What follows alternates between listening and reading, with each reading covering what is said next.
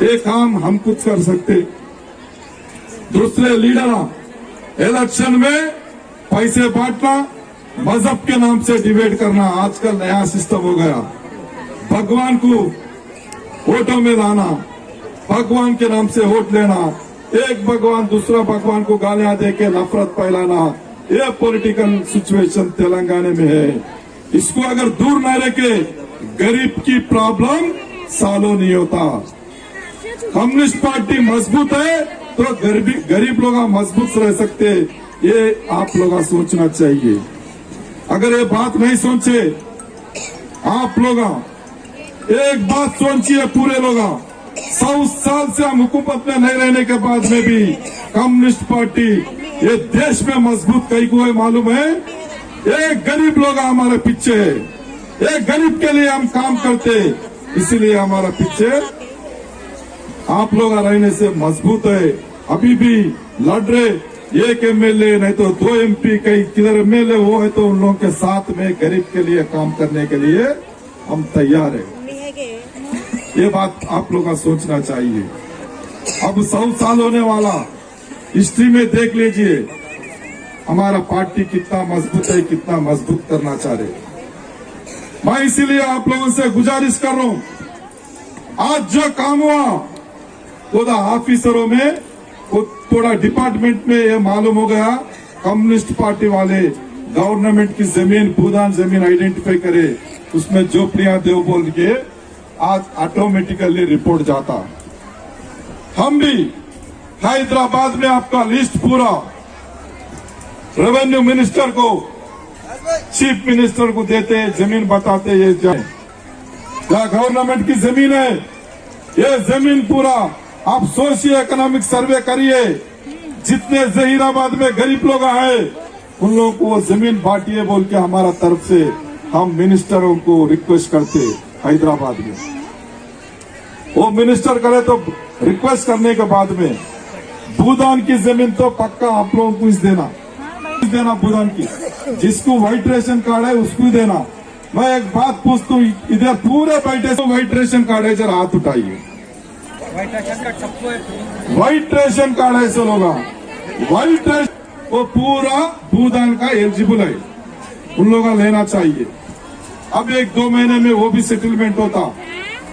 इसीलिए आप लोग सोचिए, आप लोग कोई यहाँ है कुछ भी हम झोपड़ी नहीं डाले बोल के आप लोग सोचने की जरूरत नहीं है। आप जितने भी यहाँ है या गवर्नमेंट ऑफिसर से जानिब से ये स्टेट सेंटर को ये रिपोर्ट जाता। भाई इतने गरीब लोग आज झोपड़ियों के लिए आज इकट्ठा हुए, वो भी लाल झंडे के पीछे हुए। अगर उन लोगों को अपन पट्टा या नहीं तो इंदिरा घरा कुछ भी नहीं दिए तो आने वाले दिनों में एजिटेशन करते बोल के आज गवर्नमेंट के लोगों को मालूम होने का चांसेस रहते आने वाले दिनों में।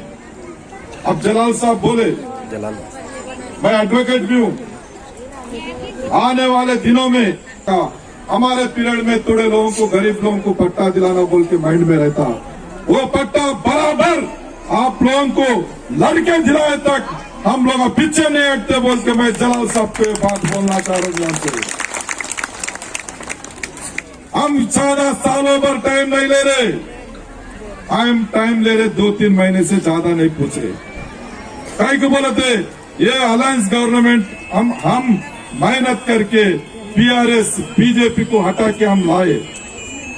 आज ज्यादा एजिटेशन करे तो फायदा बदमाश लोगों को होता, जो मजहब के नाम से जो नफरत फैला रहा उन लोगों का कोशिश करता।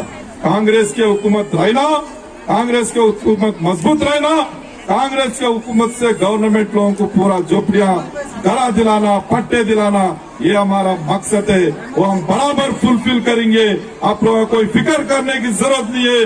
आने वाले थोड़े महीने में आप लोगों को पक्का यही जगह पर या भूदान वो गवर्नमेंट के जमीन पे आप लोगों को पूरे पट्टे दिलाएंगे बोल के मैं ये बात आप लोगों को बोलना चाह रहा हूँ।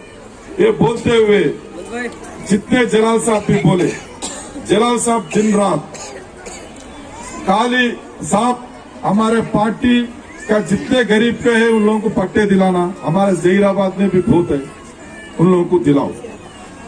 उन्होंने दिन रात यही बात पूछते, इसके हटकर दूसरा कोई भी बात मेरे से बात नहीं करती। उसीलिए 1 को 4 बार आ रहा हूं, आके उन्होंने जो है दिमाग में उसको फुलफिल करने का काम मेरा है। ये बात मैं आप लोगों को बोलना चाह रहा हूं। अगर किसी को समझ में नहीं आया थोड़ा तेलुगु में बात करो बोलो तो बोल दो, नहीं तो कोई जरूरत नहीं है। గత కొద్ది రోజులుగా ఈ జైరాబాద్ నగరంలో పేదవాళ్ళంతా కూడా కమ్యూనిస్టు పార్టీ ఎర్ర జెండా జలాలుద్దీన్ నరసింహులు గారి ఆధ్వర్యంలో ఈ ప్రాంతంలో గుడిసెలేయాలనేటటువంటి ప్రయత్నం చేస్తున్నారు. కానీ బీఆర్ఎస్ పాలనలో పేదల కోసం భూములు ఇచ్చినటువంటి పట్టాలు ఇచ్చినటువంటి చరిత్ర వాళ్ళకి లేదు. కాబట్టి కాంగ్రెస్ ప్రభుత్వం మన సహకారంతో మనం ఓట్లేస్తే కాంగ్రెస్ ప్రభుత్వం వచ్చింది. వాళ్ళు మిత్రపక్షంగా ఉన్నాం. కాంగ్రెస్ పార్టీ అనగానే పేదలకందరికీ ఒక నమ్మకం ఉంటది. గతంలో ఇంద్రమ్మ ఇండ్లు ఇచ్చారు, గతంలో పట్టాలు ఇచ్చారు. కాంగ్రెస్ ప్రభుత్వం వచ్చింది కాబట్టి పేదవాళ్ళందరికీ న్యాయం జరుగుతుందనేటటువంటి ఆలోచన ఉండడం సహజమే. అందులో భాగంగానే మేము కూడా రాష్ట్ర ప్రభుత్వాన్ని వచ్చిన కొద్ది రోజుల లోపలనే మాకున్నటువంటి విజ్ఞప్తులు చెప్పాం. మేము వేసినటువంటి గుడిసెల్లో మీరు పట్టాలు ఇవ్వాల్సిందే, భూదాన్ స్థలాల్లో పేదలకు పట్టాలు ఇవ్వాల్సిందే, గవర్నమెంట్ స్థలాల్లో పేదలకు ఇంద్రమ్మ ఇండ్లు కట్టియాల్సిందే అని చెప్పి ఇలాంటి పేదవాళ్లకు సంబంధించినటువంటి డిమాండ్స్ నే కాంగ్రెస్ పార్టీ ముందు పెట్టాం. వచ్చి 11 నెలలు అవుతుంది. వాళ్ళు కూడా చెప్తున్నారు ప్రతి నియోజకవర్గానికి 350 ఇంద్రమ్మ ఇండ్లు ఇస్తామని చెప్పి భూదాన్ స్థలాలు కూడా పేదలకు వస్తామనేటటువంటి అభిప్రాయాన్ని ఈ రోజు రాష్ట్రంలో కాంగ్రెస్ పార్టీ చెప్తున్నది. మన సిపిఐ ఏకైక ఎమ్మెల్యే కూనంనేని సాంబశివరావు గారు కూడా అసెంబ్లీలో అడిగాడు, మీరు మీ వేసినటువంటి స్థలాలలో పట్టాలు ఇవ్వండి, పేదలకు న్యాయం చేయండి అని చెప్తే ముఖ్యమంత్రి గారు కూడా చెప్పింది ఏంది, మీరు వేసినటువంటి స్థలం భూదాన్ స్థలం అయితే ఎలాంటి సమస్యలు లేకపోతే అక్కడ పట్టాలు ఇస్తాం. ఈ కమ్యూనిస్టు పార్టీ ఉన్న ఒక్క ఎమ్మెల్యే కేవలం పేదల గురించి మాట్లాడతాడు తప్ప మరొకటి మాట్లాడాడు. ఆ పేదలకు న్యాయం చేయడానికే మేమున్నాం. కాబట్టి మీరు అడిగినటువంటి దాన్ని కూడా కొద్ది రోజుల్లోనే పేదవాళ్లకు న్యాయం చేస్తామనేటటువంటి అభిప్రాయాన్ని ముఖ్యమంత్రి గారి అసెంబ్లీలో చెప్పడం అనేటటువంటి జరిగింది. ఏం చెప్పాడు, భూదాన్ స్థలాలు లేకపోతే పట్టాలు ఇవాళన్నీ కూడా మా స్థలం, ఇది గవర్నమెంట్ స్థలము, బతకడం కోసం ఒక 100 గజాలు పేదవాళ్ళకి ఇస్తే ఏమైతుంది, ఇస్తామనేటటువంటి అభిప్రాయాన్ని చెప్పాడు. కాబట్టి కొద్ది రోజులు ప్రభుత్వం వచ్చి 11 నెలలు అవుతుంది. 10 ఏళ్లలో ఏమి చేయాలనేటువంటి కేసీఆర్ వచ్చి రాగానే ఎంబడబడితే కరెక్ట్ కాదు. కొద్ది రోజుల టైం ఇచ్చి మీరు ఇచ్చినటువంటి వాగ్దానాలను ఫుల్ఫిల్ చేయాల్సినటువంటి బాధ్యత కాంగ్రెస్ పార్టీ మీద ఉంటది. చేయలేని పరిస్థితిలో కమ్యూనిస్టులుగా మేము ఒత్తిడి తెచ్చి ఈ పేదవాళ్ళకందరికి కూడా న్యాయం జరిగేంత వరకు పోరాటం చేస్తామని చెప్పి మీ తరఫున మరొకసారి మేము ఇక్కడ ఉన్నటువంటి ప్రభుత్వం దృష్టికి తీసుకెళ్తాం. ఇక్కడ జైరాబాద్ లో హిందువులు, ముస్లింలు, క్రిస్టియన్లు అంత ఐక్యంగా ఉంటున్నారు. వీళ్ళంతా పేదవాళ్లే. ఇక్కడ ఉన్నటువంటి ప్రభుత్వ స్థలాల్లో, భూదాన్ స్థలాల్లో వాళ్లకు పట్టాలు ఇవ్వాల్సిందే అని చెప్పి అక్కడ ఉన్నటువంటి ముఖ్యమంత్రి గారికి, రెవెన్యూ మంత్రి గారికి చెప్పడం అనేటటువంటి జరుగుతుంది. మీరంతా చేయాల్సింది, మీరు ఇక్కడ వచ్చినటువంటిది గుడిసెలేయడానికి అనేటటువంటిది ప్రభుత్వానికి ఒక హెచ్చరిక లాంటిది. మీరు మాకు గీయకపోతే గుడిసెలు భవిష్యత్తులో ఇక్కడ వేస్తామనేటటువంటి ఆలోచన మీ లోపల కనిపిస్తుంది. ఒకవేళ ప్రభుత్వం ఇవ్వకపోతే కొద్ది రోజుల లోపల మన పేదవాళ్ళంతా ఐక్యమై ఎర్ర జెండా కింద అదే ప్రాంతంలో గుడిసెలు వాతడానికి, గుడిసెలు వేయడానికి మేము సిద్ధంగా ఉన్నామని చెప్పి మీ అందరికీ తెలియజేస్తూ, అదే విధంగా ప్రభుత్వానికి కూడా మీరు ఏ వాగ్దానాలు చేశారో పేదల కోసం భూదా స్థలాలు ఇవ్వడంలో పెద్ద సమస్య కాదు. కొన్ని 1000 ఎకరాల స్థలాలు తెలంగాణలో ఉన్నాయి. ఈ తెలంగాణలో ఏ మారుమూల ప్రాంతంలో పోయినా కూడా 10,000 కంటే గజం తక్కువ ఉన్నటువంటి స్థలం లేదు. నాకు తెలిసి జైరాబాద్ లో కూడా 10,000 కంటే ఎక్కువనే ఉన్నది స్థలం, గజం స్థలం. కాబట్టి ఇక్కడ పేదవాడు కొనలేనటువంటి పరిస్థితి, ఈ పేదవాడు ఇల్లు కట్టుకోలేనటువంటి పరిస్థితి. 75 ఏళ్ళు వచ్చినా మనం పేదవాడికి ఇల్లు ఇవ్వలేనటువంటి పరిస్థితి ఉన్నాం. కాబట్టి ఆ స్థలం స్థలాలంతా కూడా ఐడెంటిఫై చేసి నిజమైనటువంటి పేదవాళ్లకు ఇవ్వాల్సినటువంటి బాధ్యత ఉంది.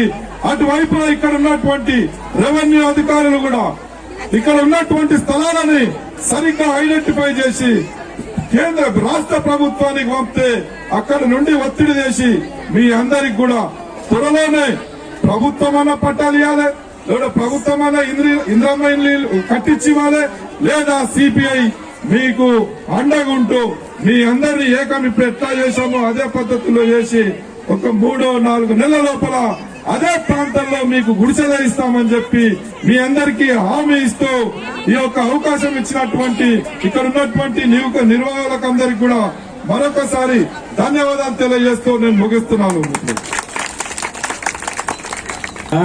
చాలా చక్కగా మనకు అర్థమైన భాషలో చెప్పారు. अपने को समझ में सर की बात करें सर, लेकिन मेरे कान में ये रिकॉर्ड नहीं पड़ी वो डेट कब है. ఎందుకుంటున్నా ఈ మాట అంటే సార్ మాకు ఏమేమి కావాలి సార్ చెప్పారు, కానీ మనం ఏం కోరుకుంటున్నాం ఆ డేట్ చెప్పలేదు. కాబట్టి సార్ మీడియా ముంగట్ని ఆ డేట్ ప్రకటన చేయాలి. ఆ డేట్ రోజు ఖచ్చితంగా మా ప్రాణానికైనా దిగించి ఆడ ఉంటే మా శవాలే, లేకుంటే మా ఇల్లులా, లేకుంటే జైల్లా, ఈ 3 తప్ప అది లేకుండా ఎన్ని పోలీసు వాళ్ళు తుపాకులు పట్టుకొని గాలిస్తే కూడా గతంలో నిజామాబాద్ కాలంలో 4500 మంది బలిదానం చేశారు. ఈ రోజు ఖచ్చితంగా మా అక్క చెల్లెలు కూడా బలిదానానికి సిద్ధంగా ఉన్న మిల్లుల గురించి ఉన్నారా లేదా? ఎందుకంటే వాళ్ళ ఆకలి మంట ఆశ ఉంటుంది సార్. కాబట్టి ఖచ్చితంగా మీరు డేట్ డిక్లేర్ చేసే, మీరు ఏ డేట్ చెప్తే ఆ డేట్ దాకా మేము ఏ రకంగా మళ్ళా ఒక్కోసారి మీరు ఎక్కడ మీటింగ్ పెట్టమంటే పెడతాం, మీరు ఏం చేయమంటే చేస్తాం. కానీ మాకు కట్ ఆఫ్ డేట్ పెట్టాలి, ఆ గవర్నమెంట్ దిగి రావాలి, మా జైరాబాద్ లో గుడిసెలు కావాలి. అదేవిధంగా అందరికీ రెవెన్యూ డిపార్ట్మెంట్ కానీ పోలీస్ డిపార్ట్మెంట్ కానీ వాళ్ళకు కూడా నేను ధన్యవాదాలు తెలియజేస్తా. మాకు బలిచ్చి కొంతమంది మాకు చెప్పకుండా అక్కడ పోయినారు, కానీ వాళ్ళకి అక్కడికి వెళ్ళి దోలిచ్చారు. ఖచ్చితంగా మనం ఏ జగలో పోయినా మా జగ మనది కాదు, మనకు జగ వేరే కలం ఉంది, మీకు గెలవకుండా అక్కడ పోయారు. కానీ పోలీసులు సార్ కూడా మనకు కాపరేట్ చేశారు. కాబట్టి వాళ్ళకు కూడా ధన్యవాదాలు తెలియజేస్తారు. అన్ని డిపార్ట్మెంట్ వాళ్ళకి మీరు ఖచ్చితంగా ఇక్కడికి వెళ్ళి మాకు డేట్ చెప్పాలని కోరుకుంటూ, మళ్ళా సార్ మా గురువు గారికి, మా పెద్దన్నకి, ఎందుకంటే సార్ మీరు ఎడ్యుకేట్ కూడా ఉన్నారు, మీకు రాజకీయం తెలుసు, కోర్టులో ఏం చేయాలో తెలుసు. కాబట్టి మీ మీద మాకు నమ్మకం ఉంది. आपको साहब पॉलिटिकल भी मालूम है, आप हाईकोर्ट के लायर है, मैडम भी लायर है, साहब की बीवी भी लायर है. तो कोर्ट में कब क्या होता, और पॉलिटिकल के आप बहुत बड़े इंडिया लेवल के लीडर है साहब, आपसे हमारी उम्मीद लगी हुई है साहब. इसलिए हमें डेट बोलेंगे, सुकून से जाकर हमें कम से कम ये तो पता चलेगा कि अभी हमको 2 महीने किराया भरना है, 1 महीना किराया भरना है, उसके बाद तो मेरी माँ बहनों के पास में पैसे बचे हुए रहेंगे साहब. क्योंकि आप तमाम लोगों को एक एक करके बुलाकर पूछिए, कई सालों से क्रैश है साहब वो लोग. आप लोग एक डेट ऐलान करते बोल के मैं आपसे डबल गुजारिश करूंगा, और आपकी उम्मीद करके ये बात आपको फिर एक बार माइक देना चाहूंगा सर. अगर नहीं दिए, आने वाले इलेक्शन में सबक सिखाते. कोई भी 11 महीने हुआ, 3 महीने इंतजार करते. अगर उसके अंदर आप जो वादा करे वो फुलफिल नहीं करे, हमारे को कोई गरीब को लेकर झोपड़ियां डालना कोई नया नहीं है. लाखों एकड़ जमीन गरीब को बांटे, झोपड़ियां दिलाए, पट्टे दिलाए. जरूरत है तो हम जेल को गए, जरूरत है तो हम लाठियां गोलियां खाए, मगर गरीब के पहले सामने हमें झोपड़ी आए सको तुम लोगों को बेचे. वो बेस में ये जो आप लोग ये मीटिंग हो रहा, ये मंजूर अहमद साहब दिलाए सो है. ये हर एक किलोमीटर को आप लोग देखिए, पूरा हिस्ट्री में, पूरा तेलंगाना में देखिए, 75 ईयर्स से हर एक किलोमीटर को कम्युनिस्ट पार्टी का लीडर झोपड़िया नहीं तो घरा दिलाए सो हिस्ट्री है. बोलते एक कम्युनिस्ट पार्टियों का लीडर का है. 75 ईयर्स में गरीब के लिए काम कर रहे हम लोग. अब ये सीपीआई का एक महीना नेक्स्ट ईयर में, नेक्स्ट मंथ में 100 साल होने वाला है। ये देखिए, पूरे दिन रात गरीब के लिए काम करे। तेलंगाना में हम कभी हुकूमत में नहीं आए, कभी हमारा मिनिस्ट्री नहीं है, कभी कुछ भी नहीं है, मगर 75 इयर्स में 20 लाख एकड़ जमीन गरीब को बांटे। पूरे गरीब गड़ा है, कहीं एग्रीकल्चर काम कर रहे, वो तो एक लाल झंडा एक ही वो दिए सो है। मैं बात आप लोगों को कहीं को बोलना चाह रहा हूं, बोले तो आने वाले दिनों में कई लोग इलेक्शन आते तो एक बात बोलते, हमको वो जज्बाती बात वो मजहब के नाम से डिबेट करना, वो काम हमको नहीं आता। सीधा सीधा गरीब को काम करना, गरीब लोगों को झोपड़ियां होना, गरीब लोगों को महंगाई कम होना, गरीब लोगों को गवर्नमेंट जॉब्स होना, हम इसके लिए लड़ने वाला है कम्युनिस्ट पार्टी। आज आप लोग सोच रहे होंगे 4 साल से हम लोग कम्युनिस्ट पार्टी के लीडरों को पीछे फिर रहे, अभी तक काम नहीं हो रहा बोल के, मगर 4 साल से फिर रहे सो सही है, मगर 4 साल से पहले, इससे पहले बीआरएस की हुकूमत वो बदमाशी काम करा, ऐसे जज्बाती बातें करा, कहीं भी तेलंगाना में 100 गज भी नहीं बांटा उन लोग। जहीराबाद में अगर किसी को 100 गज दिया क्या, नहीं तो कोई डबल बेडरूम दिया क्या, आप लोग बोलिए बीआरएस के हुकूमत में। अगर इससे पहले आप लोग देखिए कांग्रेस के हुकूमत में, कांग्रेस के हुकूमत में गरीब लोगों को झोपड़ियां दिले, इंदिरा गड़ा बनाए, राजू गृहकल्पा गड़ा बनाए, कांग्रेस गरीब के लिए सोचता। आज ये कांग्रेस के हुकूमत आके 11 महीने हो रहा, कांग्रेस आने के बाद सबको ये मालूम होता भाई गरीब के लिए कुछ काम करता बोल के। अगर कांग्रेस काम नहीं करे, कैसा कराना कम्युनिस्ट पार्टी वालों को हमको मालूम है, हम वो काम करेंगे। आप लोग कोई जज्बाती करने की, जल्दी करने की जरूरत नहीं है। हमारा हिसाब से कब कैसा झोपड़ियां दिलाना, कब आप लोगों को पट्टे दिलाना हमारा काम है। यहाँ भूदान की जमीन भी है, स्टेट में भूदान के जमीन गरीब को बांटना बोल के 10 साल से सीपीआई स्ट्रगल कर रहे, एजिटेशन कर रहे 10 साल से, मगर केसीआर वो बात सुनने को तैयार नहीं है। मगर ये रेवंत रेड्डी साहब भूदान के जमीन गरीब को बांट तुम बोल के बोले, एक गरीब की भूदान जमीन कोई फार्म हाउस देने के लिए, कोई हॉस्पिटल के लिए, कोई फंक्शन हॉल के लिए नहीं, भूदान की जमीन गरीब लोगों को देना, गरीब लोगों जीने के लिए देना उसका हक है।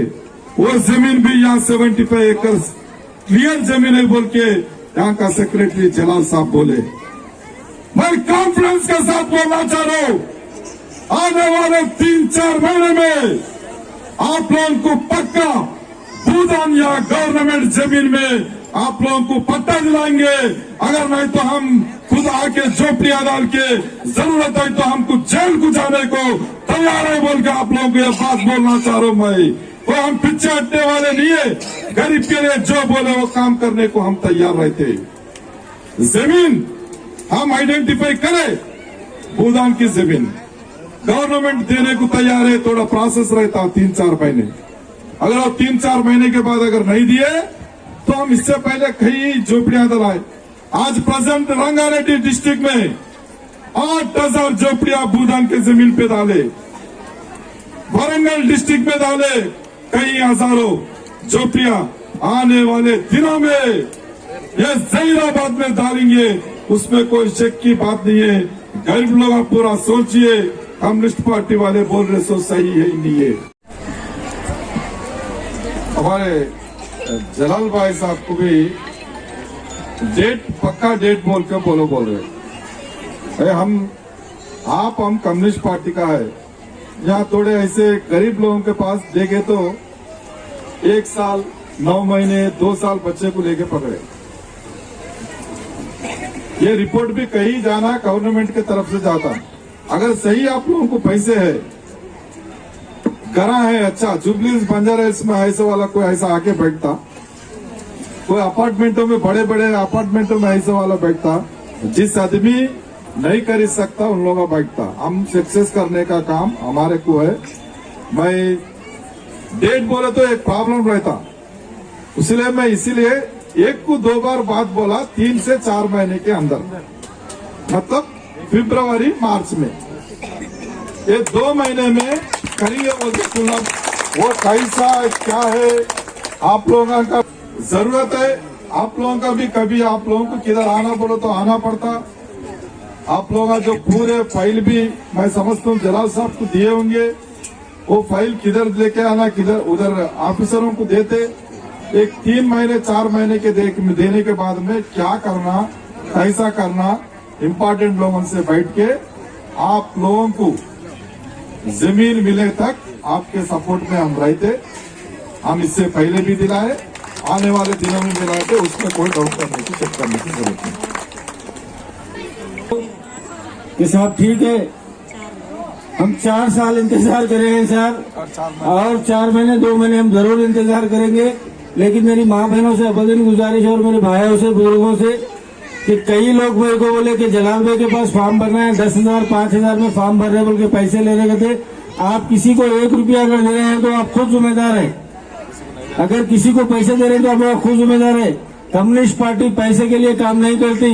मैं बताया ना आप लोगों को, हम सभ्य कम कार देंगे, वो आपसे 300 रुपए लेंगे मेंबरशिप के, लेकिन आप 5-10 हजार रुपए किसी को दे रहे हैं तो आप खुद जिम्मेदार है उसके।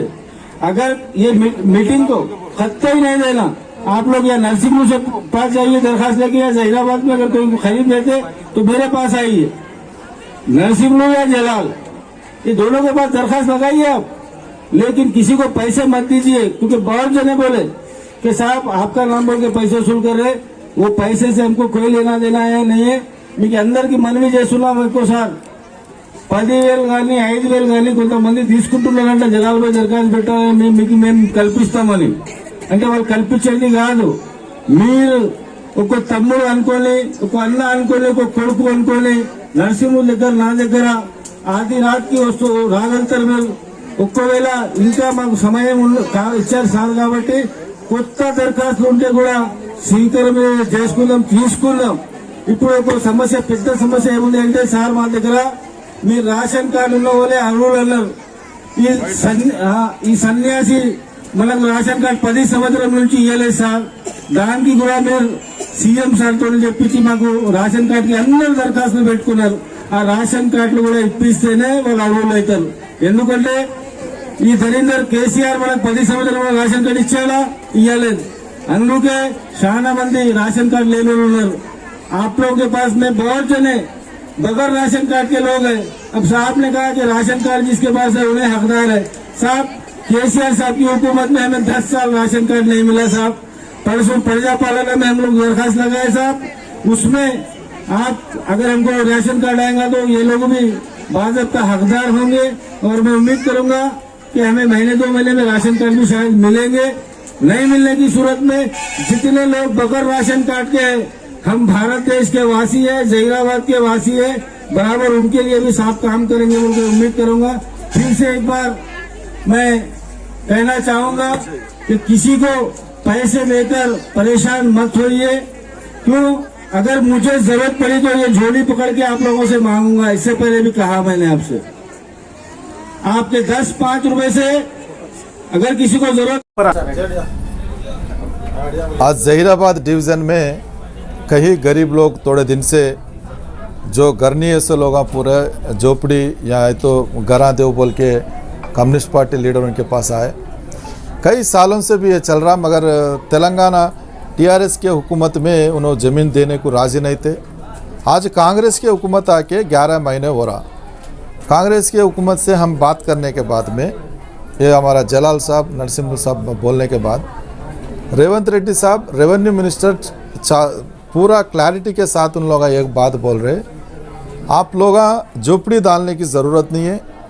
हम भूदान के ज़मीन जा क्लियर है, वो ज़मीन का हमको डिटेल्स दीजिए. आप लोग जितने भी गरीब है, आप लोग गरीब के लिए काम करते, हम बराबर वो जगह पर झोपड़ियाँ दलाने से पहले पट्टा देने को हम तैयार है बोल के ये रेवेन्यू मिनिस्टर श्रीनिवास रेड्डी साहब बोले सो है. आज रेवंत रेड्डी साहब भी खुला थोड़े दिन टाइम दो. असेंबली में खुद बोले हमारे एमएलए पूछने के बाद, आप गरीब को पट्टे दो बोल रहे, वो ज़रूरी कोई लिटिगेशन नहीं है तो हम देते बोल के इंक्वायरी को भेजे सो है कई जगह। वो रिपोर्ट आने के बाद में अगर कुछ भी प्रॉब्लम नहीं है बोलो तो हम लोग हम पट्टे देने को राजी है बोल के ये रेवेन्यू ये हमारा एमएलए पूछने के बाद सीएम खुद ये असेंबली में बोले सो बात है। तो इसीलिए हम कांग्रेस से ये गुजारिश करना चाह रहे हैं, कांग्रेस की हुकूमत बोले तो गरीब लोगों को ये मालूम होता है इससे पहले इंदिरा करा, राजीव गृह कल्पा दिए। अब कांग्रेस की हुकूमत आने के 11 महीने हो रहा अभी तक नहीं दिए बोल के चांसेस रहता। इसीलिए हम गवर्नमेंट्स के ऊपर प्रेशर डाल के जितने भी जहीराबाद में घरा नहीं है सो लोगों को अब ये 3 या 4 महीने में हम इन लोगों को या गवर्नमेंट के ज़मीन या भूदान के ज़मीन में हम बराबर पट्टे दिलाएंगे।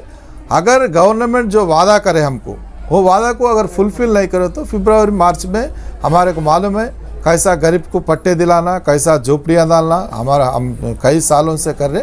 वो हिसाब से गरीब को उन लोगों को झोपड़ी मिले तक हम साथ में रहते। इसीलिए तो आज ये मीटिंग रखे, ये गरीब के लोगों को भी ये बात बोले, गवर्नमेंट से भी गुजारिश कर रहे कांग्रेस हुकूमत बोल तो गरीब के लिए काम करते बोल के आप लोगों से जल्दी गरीब लोगों को भूदान के ज़मीन बांटना, इंदिरा घरा भी देना बोल के हम गवर्नमेंट को हम सीपीआई की जानिब से गुजारिश करना चाह रहे हैं। सर और एक बात है, आप जो है ना जो भी काम कर रहे हैं अच्छा काम कर रहे हैं। अब आने वाले दिनों में म्युनिसिपल इलेक्शन है, आप ये काम म्युनिसिपल इलेक्शन से पहले कर दिए तो तुम्हारे पार्टी के 4-5 काउंसलर जीत जाते होंगे। तो आप जोर लगाए की कोशिश करो, आप आपके एमएलए साहब है, आपके प्रेसिडेंट साहब है, जो भी है, फिर और एक मरतबा सीएम साहब के पास जाओ, और एक मरतबा जाओ, 2-3 बार जाके जो है ना काम करे तो ये काम हुआ तो जहीराबाद म्युनिसिपालिटी में 5-6 काउंसलर आपके जीत जाते। नहीं आप बोले सो बात सही है, मगर हम इलेक्शन का वोटिंग का हलक ये गरीब को काम करने का हलक सोचते हैं हम लोग हमेशा, ये हम हमारा है।